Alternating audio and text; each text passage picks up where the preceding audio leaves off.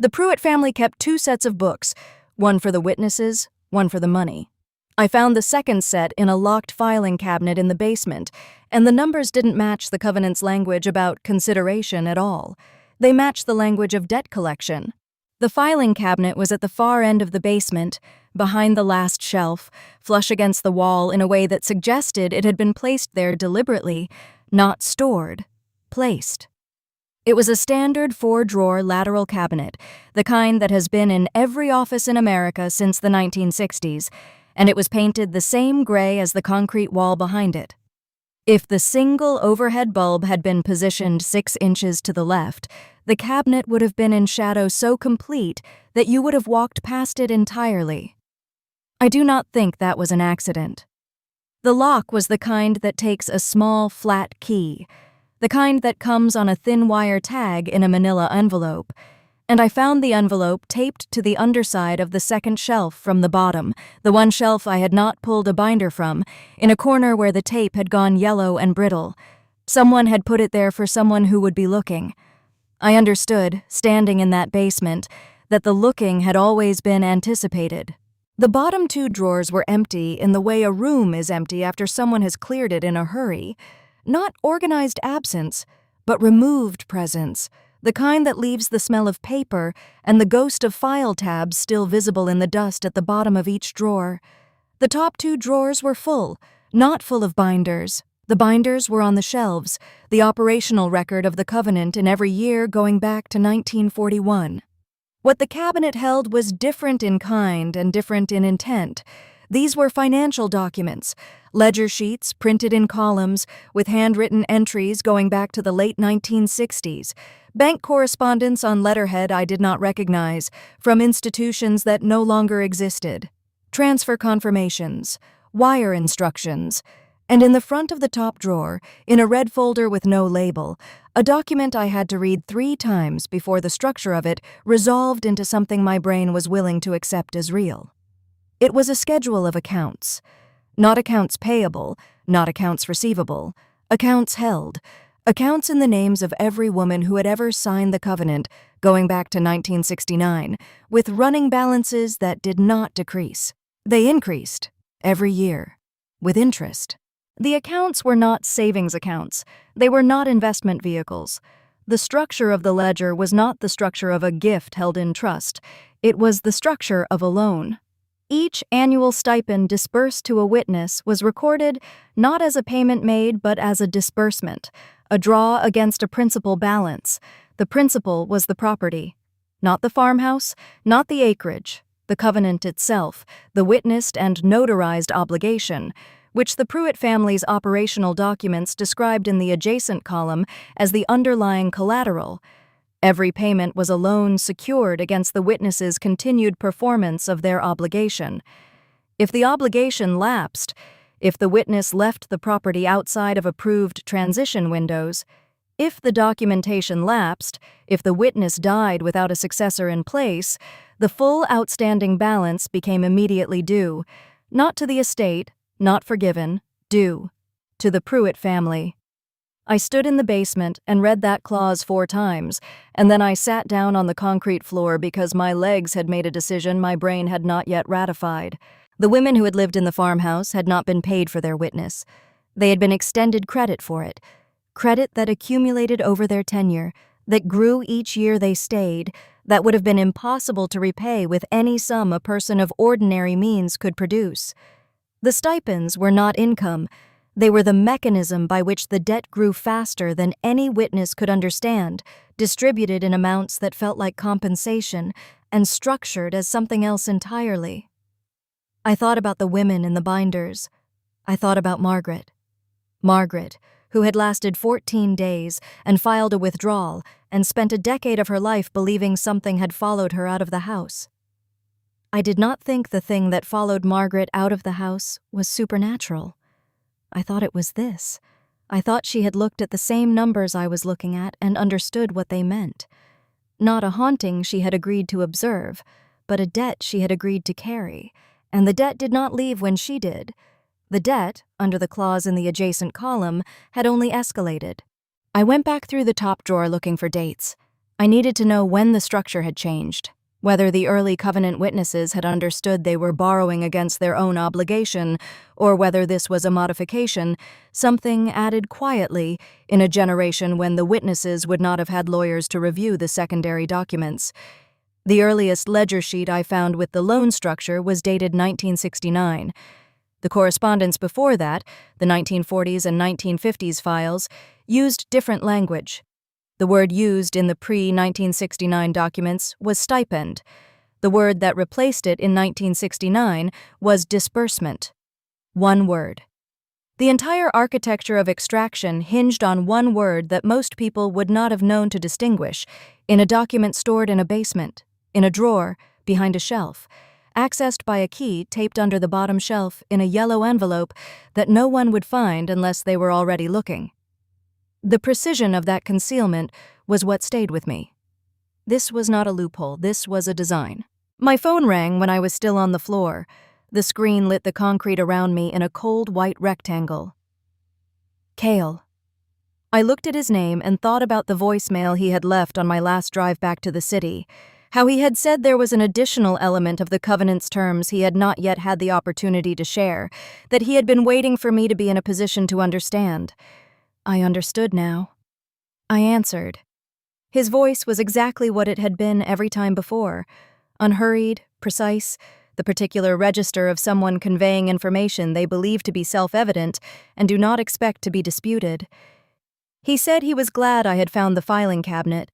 He said the key placement had been his predecessor's decision, that there was a philosophy in the Pruitt practice about what a witness needed to find on their own, as opposed to what could be explained in advance. He said he was calling because my status under the Covenant had changed, and he thought we should discuss the nature of that change before I left the property. He told me, in the same tone you might use to explain a change in a lease renewal, that the sale of the inherited property had not separated me from the Covenant. It had deepened my relationship to it. The clause, he called it the Administrator's Succession Clause, and his voice shifted very slightly when he named it, not in effect, just in pace, a half beat of additional care. The clause provided that, in the event of a voluntary sale of the Covenant property by a designated witness, the selling party did not exit the Covenant. They assumed a secondary role. The role was called the administrator. The administrator's function was not to observe. The administrator's function was to facilitate the next transition, to identify the next witness, to manage the financial architecture, the disbursements, the account structures, the debt instruments, for the incoming generation. I had sold the house and become the Pruitt family's operational partner in the process of finding the next person who would sign what I had signed. I asked him what happened if I declined. There was a pause, brief, the length of a breath, but I had been listening to Cale's pauses long enough to know that he did not pause because he was uncertain. He paused because he was deciding how much of an answer to give. He said that declining the administrator role was not a recognized action under the Covenant's terms. The Covenant's terms did not contemplate a party who was already inside the structure attempting to exit from a secondary position. The primary witness had a withdrawal clause, a narrow and costly one. The administrator's succession was not a role one declined. It was a status one had already assumed by virtue of the sale. He said it the way a doctor says a diagnosis, not unkindly, not triumphantly, simply as the transmission of a fact that exists independent of anyone's preference about it. I had become the administrator the moment the wire transfer cleared. The filing in the county records confirming the sale had been the Covenant's mechanism of induction. I had processed my own entry. I sat in the basement for a long time after the call ended. The bare bulb hummed. I had noticed the hum before, in earlier visits, in earlier hours of this one, and I had catalogued it and moved on. I noticed it differently now. It was not a sound that varied. It had not changed in pitch or frequency across any of the hours I had spent in this room. The hum was the same at the beginning of the documentation as it was now, at whatever time it was, with the phone dark in my hand and the red folder open on the floor beside me. I thought about what a hum like that meant in practical terms. a bulb that had been burning for a very long time, connected to a circuit that had been maintained, in a room that had been cleaned, by someone whose function it was to maintain the conditions under which the documentation process could continue. Someone had been keeping this basement in working order. Someone whose job that had just, without ceremony, transferred to me. I opened the red folder again and read the account schedule from the beginning. There were 11 names before mine, 11 women, 11 accounts, 11 running debt balances. 7 of the accounts were closed. Closed did not mean paid. The closure notations used a different abbreviation, DC. I found the key for the abbreviations on the inside front cover of the red folder, in small print, in the handwriting I had been seeing all night. DC. Deceased. Covenant transferred. The balance on a DC account had not been written off. It had been transferred to the next account in the sequence. The debt carried. It moved from woman to woman, through death, the same way the covenant had moved through inheritance. Each incoming witness had assumed not only the obligation of witness, but the accumulated unpaid debt of every witness who had died before her. I looked at my own name at the bottom of the schedule, where Cale had entered it in the same handwriting as all the others. My starting balance was not 0. It had never been 0. I was beginning in debt I had not incurred, to a principal I had not borrowed, against an obligation I had not understood I was accepting. The question I kept returning to was who had entered my name. The handwriting on my entry matched the handwriting on all the others. The same hand that had been writing in this red folder for what appeared to be decades. I had seen Cale's handwriting on the cover letter he had brought to my apartment with the covenant. It did not match. The folder was written in someone else's hand. I did not know whose. I did not know when the entry had been made. There was no date beside my name, as though the date of entry was irrelevant, as though the entry had been waiting for me, and the date was something that could be filled in after. I thought about the list. The list that Cale had told me in an earlier call predated the Pruitt family's involvement with the property by 40 years, in a handwriting that matched nothing in the known archive. I had not been able to look at that list. I had not found it yet in this basement. But I was beginning to understand that the red folder and the list might have the same author, and the author might not be anyone I could name, might not be anyone who had ever been alive in any sense I had a framework for. I went back upstairs before the feeling in that basement became something I could not move through. Not because I was afraid, or not only because I was afraid, but because I had found what I needed to understand, and I did not think finding more in the same night would help me. The kitchen was exactly as I had left it. The cedar smell was still in the air. The floor did not creak.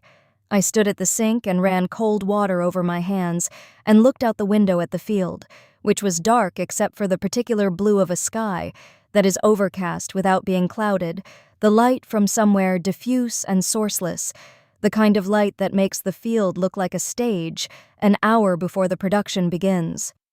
I did not stay at the sink long. I did not want to be in the kitchen when the light changed, if the light changed. I had been inside the covenant structure long enough now to know that the house had a rhythm, and the rhythm had a schedule, and the schedule was in the binders, and I had been in the basement past the hour the binders documented as the hour when the occurrences typically began.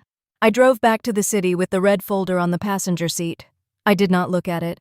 I watched it in my peripheral vision for the first hour, the way you watch something you're not certain is staying where you put it, not because I expected it to move, but because having it in the car had changed the air in the car in a way I did not have language for.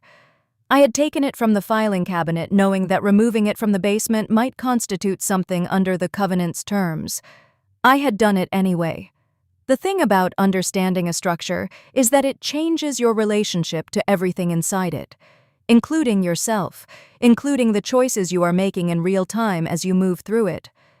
I had spent weeks believing I was investigating the covenant from outside, that I was a person who had inherited something strange and was deciding what to do about it. I understood now that I had never been outside. The investigation itself had been part of the intake process. Every question I had asked, every binder I had opened, every hour I had spent in that basement had been the administrator's orientation, and I had passed it without being told I was being tested. Cale called again when I was 20 minutes from the city. I answered immediately this time, which I noticed even as I was doing it. He said that the administrator's first formal obligation was identification, that the covenant required a successor witness to be identified within 18 months of the administrator's induction.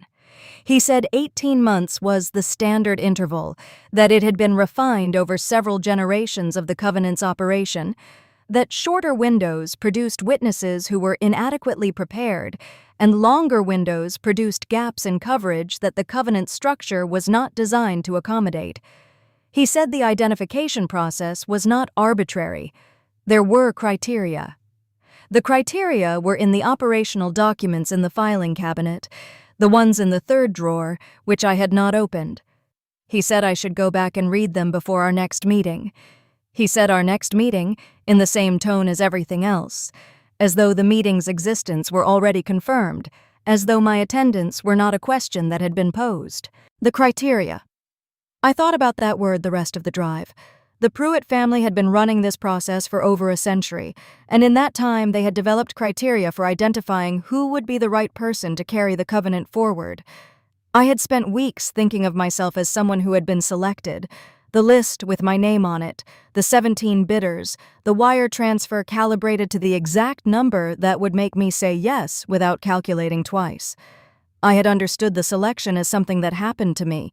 I understood now that I was about to learn what made a person selectable. I was going to open the third drawer, and I was going to read the criteria that had been developed across 11 witnesses, 11 administrations, 11 generations of refinement, and I was going to recognize something in them.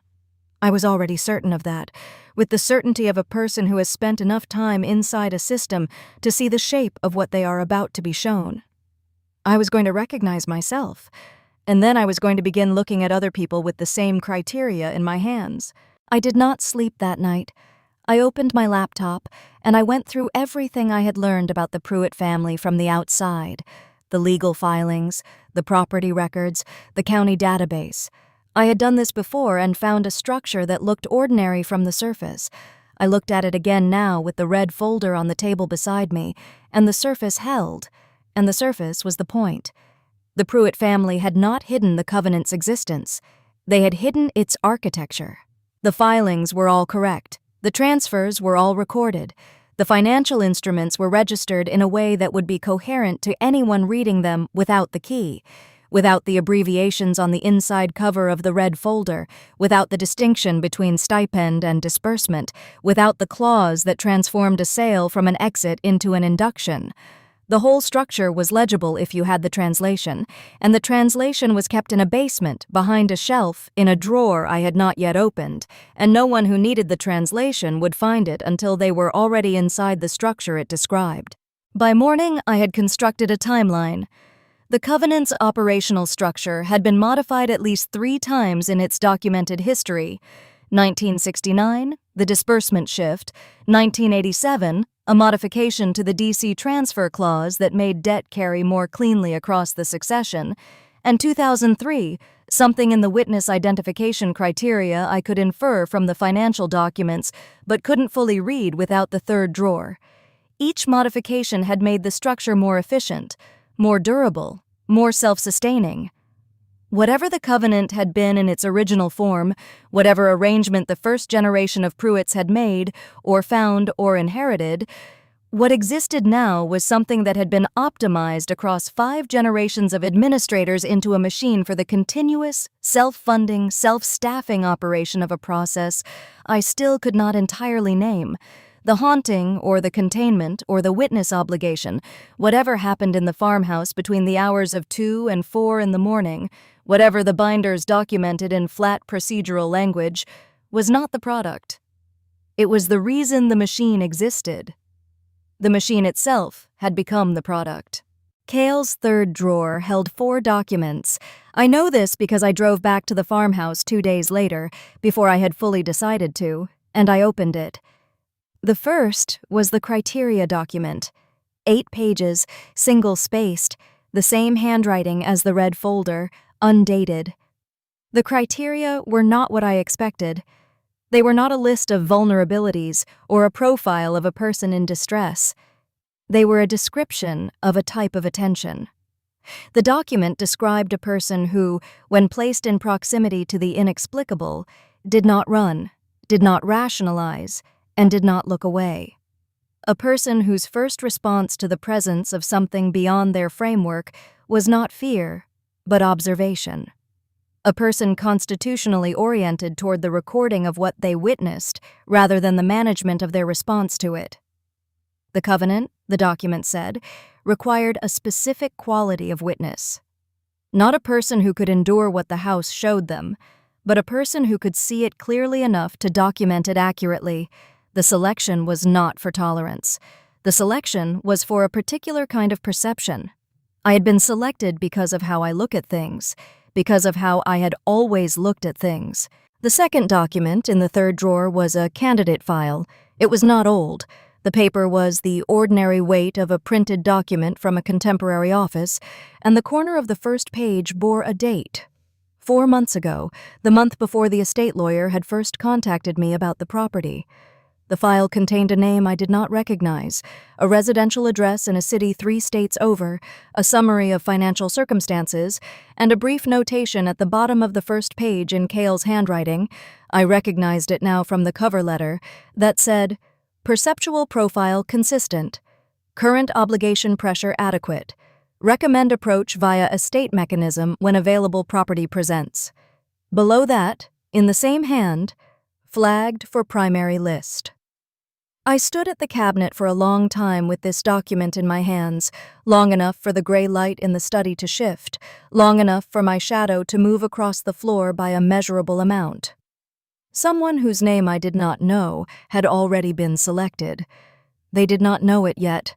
They were somewhere 3 states over living their ordinary life, and in 4 months or in 8 months or in whatever interval Cale's operational timeline required, they were going to receive a call, or a letter, or a visit from a lawyer carrying a document with a word they had never heard — covenant. I understood then what I had become. Not a victim of the covenant, not a person trapped inside an inheritance. Those were the terms I had been using for weeks, the framework that placed me as the subject of something being done to me. The framework was no longer accurate. The filing cabinet, the red folder, the third drawer, the candidate file — these were not the tools of a family extracting value from unwilling participants. They were administrative infrastructure, and I was standing at the cabinet with the infrastructure in my hands, inside the basement, on a Tuesday afternoon, having driven back of my own volition to open the drawer Cale had told me to open. I had not been made the administrator by the sale. The sale had been the mechanism. I had become the administrator somewhere earlier than that. Perhaps when I first took the key from under the shelf, perhaps when I answered Cale's second call, perhaps when I drove out to the farmhouse the first time, telling myself the reason was practical. The covenant did not create the person who could run it. It found the person who already was that person and gave them a role that fit. I put the candidate file back. I put the red folder back. I closed the drawers. I turned off the basement light and I climbed the stairs, and I went back through the kitchen and out the front door, and I locked it behind me with the key Harlan Deeds had given me at closing. The key that had always worked, that would go on working, that was mine now in a way that had nothing to do with property records. The field was gray and still. The sky was the color of concrete. I stood at the door of the farmhouse for a moment before I walked to my car, and I looked at the house the way you look at a thing you understand you are responsible for, the particular quality of attention that is not ownership and not love, but is something adjacent to both.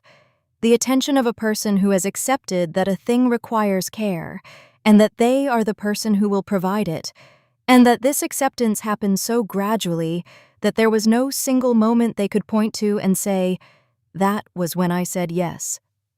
I drove back to the city. I did not look at the farmhouse in the rearview mirror. I already knew what it looked like. I already knew everything in it.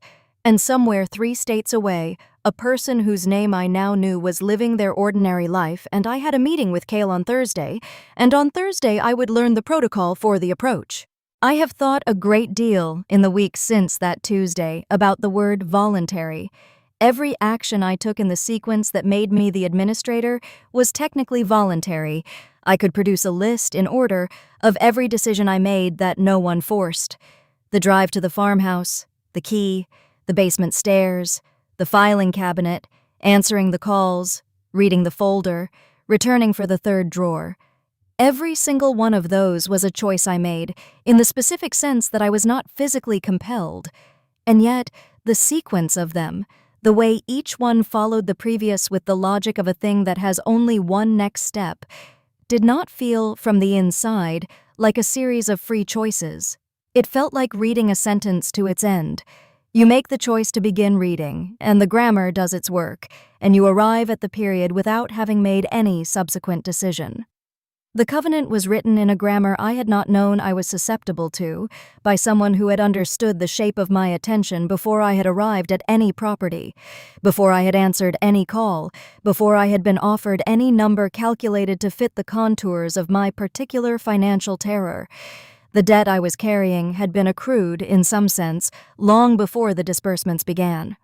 The debt was the cost of being the kind of person who looks at things until they understand them. I had spent my entire life paying in advance. I have the criteria document memorized now. I did not intend to memorize it. I read it twice in the basement, and once more in the car, and once more in my apartment, and by the end of the fourth reading I could recite it from the beginning. The quality of witness the covenant requires is described in the document's final page by a phrase I have spent weeks with. The phrase is, "a person who remains." Not a person who endures, not a person who survives, a person who remains. The distinction felt pedantic when I first read it. It does not feel pedantic now. Endurance implies resistance. Survival implies a threat. Remaining is something else. It is the orientation of a person who, when the evidence of something they cannot explain presents itself, does not move toward the exit. Remains in proximity. Remains observant, remains present to whatever is being shown. I am that person. I have always been that person. On Thursday, I will sit across from Cale and I will learn the protocol for approaching the candidate whose name I know, whose financial circumstances have been assessed, whose perceptual profile has been deemed consistent. And when I learn the protocol, I will follow it, not because I have been coerced, because I am the administrator, and I remain. If the covenant found you because of how you look at things, would you have kept looking?